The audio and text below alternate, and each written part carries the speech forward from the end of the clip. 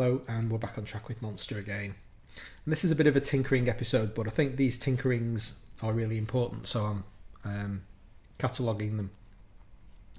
Most of the work that I've done on this song in the time since my last episode has been cleaning and fixing and polishing and tidying. The sound had got to the point where it was all cluttered and rubbish, and I'm in this process of figuring out where in the process I do my mixing. I started out from the kind of the ideal of I'll hand it over to a different me as a finished song and then mix it completely in isolation, and I'm kind of coming to the conclusion that that's a bit dumb, because I am the same me, and I'm actually causing myself trouble by doing that, by having this hard stop where I distill everything down. For instance, the instruments get turned into WAV files, audio files, and then remove the instances of the instruments, have a completely separate project with no VSTs in them at all.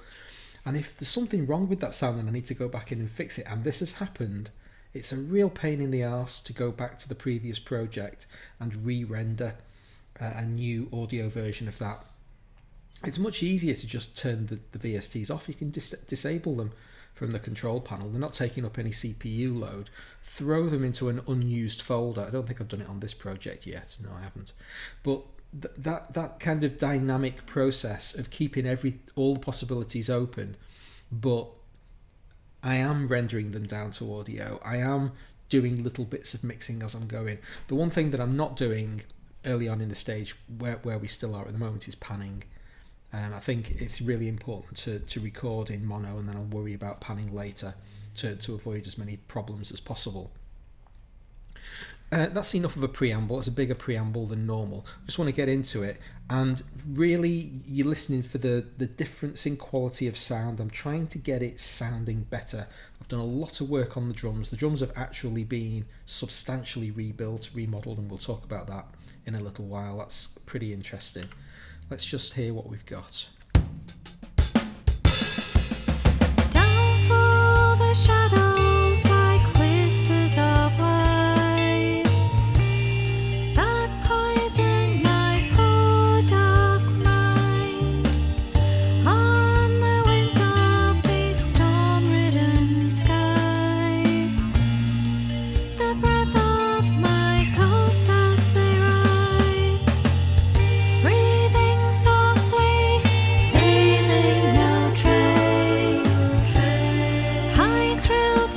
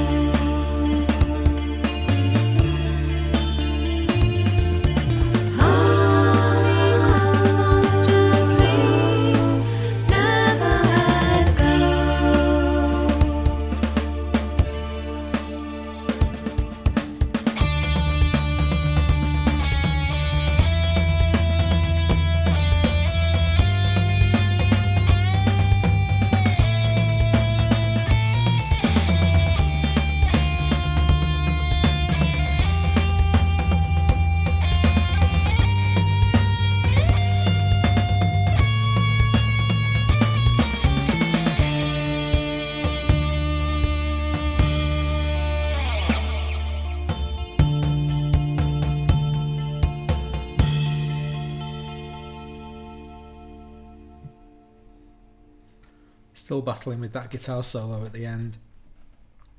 And even having previously said it's in, it's staying, I like it, I'm still on the fence. So I'm auditioning a new sound at the moment. That orange amp is a little bit less harsh than the previous one was, and it's fitting better.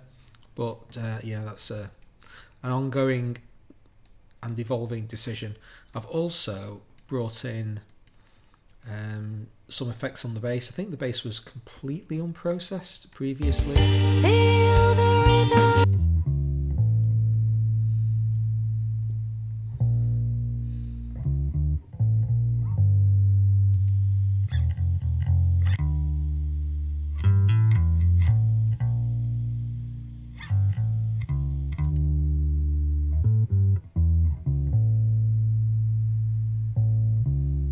Lost a lot of that hiss. I've actually lost a little bit too much treble though. Still need to do some work on this. This is again a work in progress. All of these things are happening real time. And I like a little bit of saturation. Nice, a bit of gain on your bass is nice.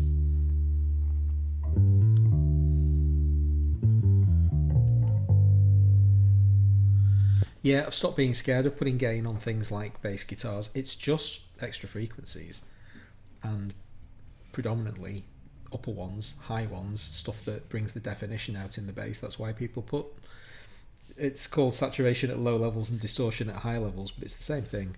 The marquee change of the episode though is definitely the drums. They're not completely settled yet, but now there's a really sharp contrast between the triplet time and the straight time. And I don't know what's wrong with my ears. I have real trouble finding this stuff in the music that I write. I knew there was a problem with the drum track as it was originally. This muted stuff down here is all the old stuff that's been thrown away. And it was all in straight time. And the song's not in straight time, it's in triplets.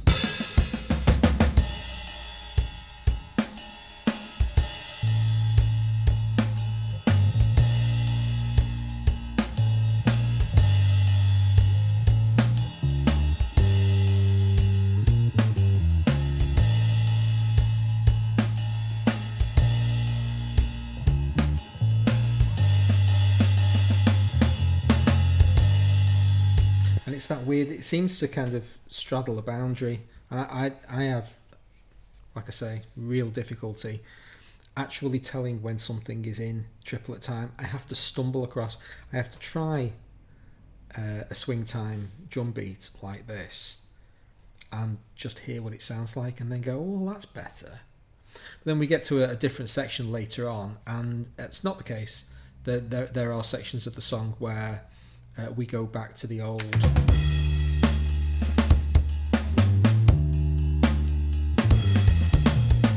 That's in straight time.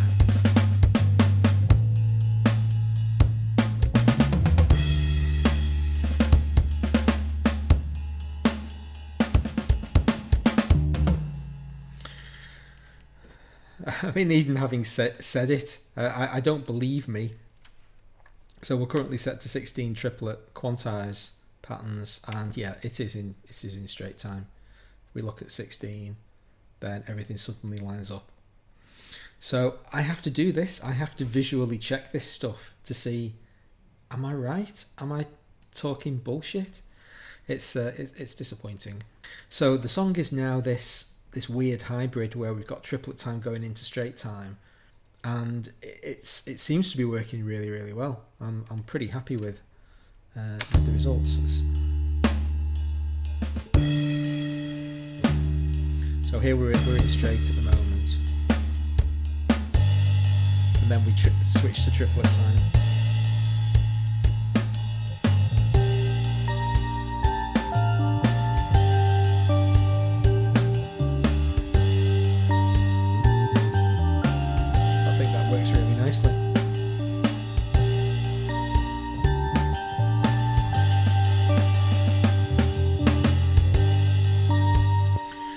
Another absolute howler that I identified. You cannot take your eye off the songwriting process for a second. Something will slip through and unless you've got ears that are better than mine, you just miss it. The vocal reverb bus was going straight to the master stereo out. Now, it's not, the biggest sin in the world, but it meant that I was thinking that I was turning things down on the vocal master bus, and the reverb was basically coming over the top. So the primary sound might have been attenuated as per requirements, but the reverb channel, and there's plenty of reverb getting thrown out, was going straight to the stereo out. So I was just ending up with an absolute mass of noise of vocal reverb on the stereo bus. Woo! Deary me. So that's fixed. Yeah, you've got to really... I'm now regularly in the habit of opening my mixer channel, my mixer, going to the left-hand side and visibly eyeballing every track to say, where are you going? Are you all going to the right bus? Harm bus to the vocal bus to the master bus to the stereo out. And I mean, it doesn't take that long to kind of scan across the tracks. And you might notice that I've also...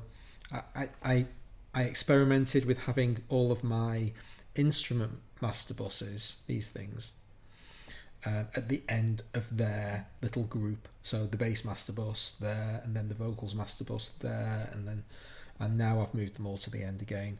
When the song is playing, that is the total sum output of all my 5 major sound groups, and I can see those sounds. And if I'm working on, for instance, the keyboards, it's easier for me to pull all the other 4 down from here and then work on just the keys. So yeah, I keep toggling backwards and forwards, but I think I'm pretty settled on this is the way I prefer it now, so that when I scroll all the way to the right hand side, I've got that. I see the 5 instrument master buses, then the actual master bus feeding into the stereo out. I've also made sure I'm going to set stereo out on 0 and never touch that goddamn slider again. The fact that I've mixed 2 songs to completion, both Snowfall and Hummingbird, are at less than 0 on the stereo out. So I've sent them through Ozone, I've mastered them, I've sent them into the maximizer and output them at -14 LUFS. And then I've got my slider on the stereo out bus set to non-zero. Ugh! So frustrating to do stupid dumbass things like that. So yeah, stereo out stays at 0 now. This is where I control my master volume. It's all just a learning process, but now as I'm getting each of these things in my brain, I'm starting to become more comfortable with them. This is that you've just got to do it. Reps. It's all about reps. Being into the vocal bus, one of the other discoveries I made recently on one of my other songs was I had the de-esser at the end of the chain, so I was compressing everything, making the vocals louder, accentuating EQing like high frequencies, and then sending the whole thing into the de-esser. So I was boosting all of the sibilant sounds. So now it does the de-essing before anything else. And I think that's a big level up. So this is really a kind of an amalgamation of all the stuff. There's lots of little, oh my God, yes, that's the way to do this, things that I've learnt in recent weeks. And so I've just basically had to clean up and tidy. And while I've been fixing the drums, and all of that stuff has gone into a sound that I think is dramatically better than the previous version. It was just a bit dull and a bit meh. And now it's got some pop to it again, and I'm back on track. I'm feeling happy with it again. This is the title of the series. So yeah, I think that's pretty good. This one is nearly done. I'm in danger of flogging it to death if I'm not careful. The harmonies are way too loud at the moment. I know that. It's just because I'm working on them at the moment and trying to find again where they're going to sit in the song. And I want them to be quite loud. I want them to be present because they're so good. But yeah, the main vocal is a little bit swamped at the moment, I know that. Thanks very much for watching this one. Don't forget to hit subscribe and notifications if you want to see my other videos in the future. And I look forward to seeing you then.